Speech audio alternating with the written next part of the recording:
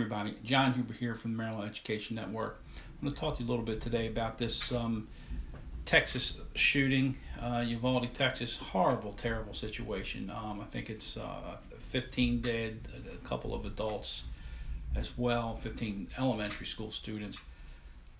Just a horrible, horrible situation. But what interests me in this is we talk about how safe do you think your schools really are? How safe do you think your child's school really is? I can tell you that the answer might be alarming to you. I'm not here trying to scare anybody. I'm just trying to tell you that normal human being interactions, normal human reactions create situations that evildoers look for, they understand, and they know. I have been in maybe not thousands, but I've been in a lot of schools in my time, a lot of schools. And I can tell you that this school today or the other day, when they exemplifies any school out there. I'll give you a couple examples. The shooter came into the school, went in through an unlocked door.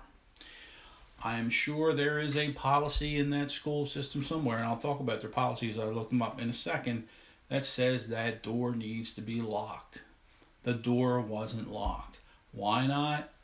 Who knows? Maybe the phys ed teachers had to take their kids outside and they don't have a key. They don't want to issue them a key, so they put a little rock in the door or something. They keep the door open so that they can get back in after recess or what. You don't know. I'm guessing.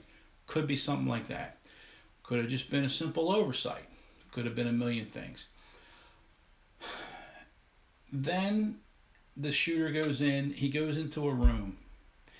And when he goes to the room, the teacher comes to the door. And this is based on a first-hand account of this girl. Of this, I think it's a 4th grade girl or something. Horrible, terrible situation.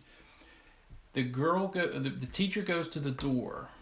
And she's going to the door, why? To go and get the door and to shut it and lock it because they've heard things, they've heard shooting. She's thinking, I got to go shut and lock the door.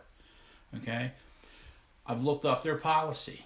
Their policy clearly states teachers are instructed to keep the door shut and locked at all times.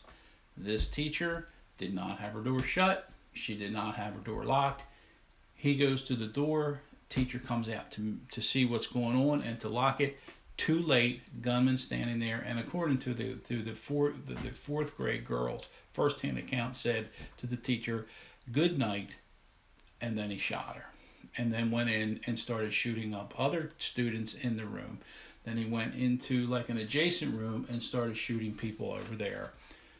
Then apparently he turned music on and he sat there and waited for over an hour before law enforcement finally got to him.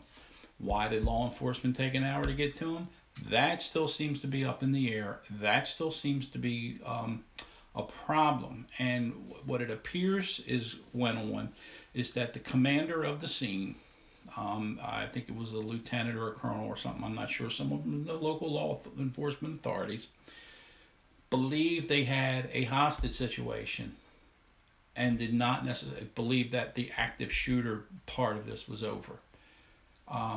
Made a terrible mistake. They were there for an hour, and in this hour, parents are gathering outside, yelling and screaming to let them go. The parents themselves wanted to go into this school. The police have crime scene tape not around the building, but they have the yellow tape up. So they have I'm looking at this and I'm like, oh, they have time to assign someone to go and to roll out the yellow tape, but they didn't assign anybody to go inside. Now, I don't know enough about law enforcement tactics to understand what's going on here, and I'm not going to judge, but I tell you, this guy made an absolute horrible, horrible decision. As the commander, he believed, according to what I've heard on the news, he believed that this was a hostage situation and that there was not an active shooter situation. You can see this happening in any school. And the people who say things like, well, we need to put metal detectors at the door, we need to do this, we need to do that. Maybe, I don't know, I'm no expert, but I will tell you this: you can have all the protocols in place for entry into the building. And I know a lot of people now are sitting there thinking, well, in my school, they buzz you in, they ask a couple of questions, they actually you report directly to the office, they give you a visitor's badge, et cetera, et cetera. It's all well and good. That's if the shooter comes in. Look up Sandy Hook and look and see how he got in that building. You're not going to get yourself out of, you are not going to create policies that are going to stop this and it's going to prevent this. I don't know what the answer is. I'm thinking on it. I don't know, but I have some thoughts. But what I'm trying to get at here is that your school, wherever your child goes, is no more safe than this school was. This is your average school. Here, you want to show you how? Two things. Number one, the Parkland, Florida, in Marjorie Stoneman High School in Florida, and what happened there? A student did the shooting. A student of the school. So the student's already in the building. So there's no all that. We're gonna buzz you in. We're gonna check your things against registered sex offenders and all that. Right? All that's fine. All right, and it's good. I'm not saying you shouldn't do it, but that's not going to stop that guy because he was a student in the school. The one in Michigan, he was a student in the school. So all that, screening and buzzing in the doors and all that doesn't matter. In this case, the door was open. He walked through the door. In the one up in New Hampshire, Sandy Hook, the guy had I'm not a weapons expert. He had a machine gun. He shot his way through the glass. So they're going to find their way in. Evil will find their way in no matter what. Number two, go to your school. Go to where your child's school is right now. Go up there and hit the buzzer. Tell them your name is Joe Smith and you're here to pick up your child. And if they ask you, a couple of questions, what grade's you in, et cetera, et cetera. Oh yeah, Mr. Jones, come on in. You walk through the door. Guess what? You're in. It can be done.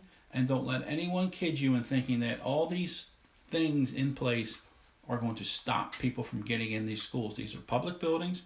They have numbers and numbers of doors and entranceways all around the building. They're supposed to be secured, and they should be secured to limit that as much as possible. But do not fall into the belief that your child's school is 100%, and this will never happen because it very simply could. I'm not trying to scare you. I'm just trying to let you know. All school buildings, all buildings of that size at all. If somebody's determined to get in that building, they're going to get in that building. Now, best case scenario for these kids is maybe if that door was locked, he went around juggling on a couple of doors, couldn't get in.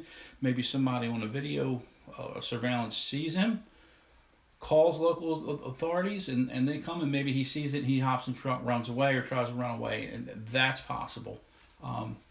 But if he does get away, guess what? He's going down the street to the next school, and or to the next supermarket, or to the next shopping center, or something.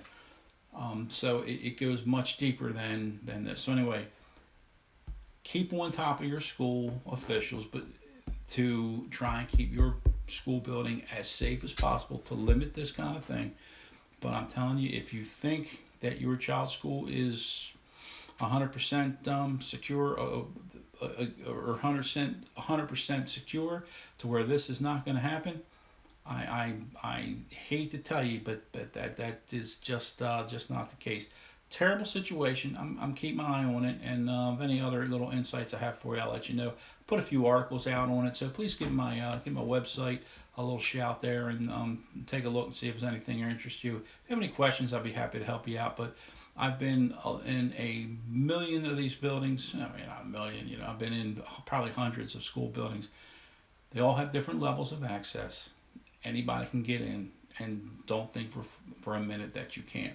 I was my last thing. I'll give you a little story very quickly. I was on duty one morning at a school where I was stationed for a few years. I'm standing on duty, on breakfast duty. It was like 7:30 in the morning. Kids are coming through the door, went in to eat breakfast. What happened is an 18-year-old man who was small in stature dressed himself up to look like a student, put a backpack on, kind of had some, scraggly hair, kind of put, it was in the wintertime, had a backpack, walked right by me, went in, sat down, ate breakfast, right, got one of the other kids to get breakfast for him. Yeah, they don't know, kids don't know, he's just a new kid, right? So the bell rings, breakfast is over, he walks out, he walks by me again, he just blended right in with everybody else. He went into the bathroom, hid in the bathroom. One of our kids came in the bathroom. He attacked that student in the bathroom and tried to physically and sexually assault this student. And the kid, fortunately, fought for his life, yelled and screams, and the school resource officer at the time happened to be nearby. A couple of us nearby, we all came and we took care of the situation. That guy's in jail now for pretty much the rest of his life. He was a little kid, put a backpack on, walked right by me. And so if you want to get in, you're going to get in. We can limit them as much as possible. Anyway, hope this helps, and keep an eye on what I have to say, because I'll be following this and providing a little insight along the way. So thanks. Have a great day.